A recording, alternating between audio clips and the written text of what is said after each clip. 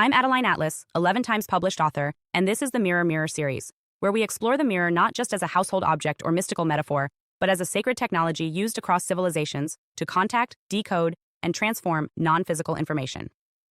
In today's video, we are going to ground our understanding of the mirror in its most ancient physical forms, before the invention of silvered glass, before the idea of a vanity or a compact.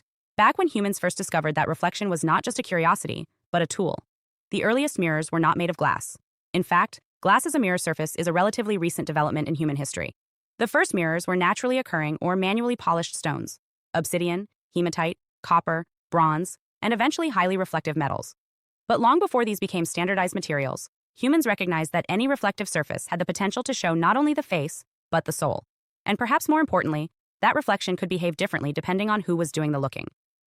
Let's begin with obsidian. Obsidian is volcanic glass, formed from lava that cools so rapidly it becomes smooth and sharp-edged. In its raw form, it is already dark and shiny. But when shaped, sanded, and polished over time, it becomes deeply reflective, like a black glass. This is not accidental. Ancient Mesoamerican civilizations, particularly the Aztecs, held obsidian in the highest regard, not just for blades and tools, but for magic. Obsidian mirrors, or tezcatl, were considered sacred portals. They were used in divination, dream work, astral projection, and communication with the gods. The god Tezcatlipoca, whose name literally means smoking mirror, was depicted with a black mirror embedded into his chest or replacing his foot. These mirrors were treated as conscious, spiritual interfaces, not ornaments. But obsidian wasn't unique to the Americas. In prehistoric Anatolia, modern-day Turkey, fragments of obsidian mirrors dating back over 8,000 years have been discovered in Neolithic sites such as Çatalhöyük. These artifacts show evidence of hand polishing and ritual use.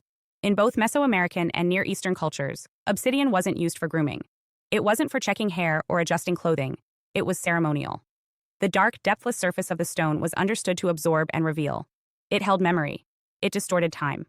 It responded not just to light, but to presence. Following obsidian, early humans began using polished metals as mirrors.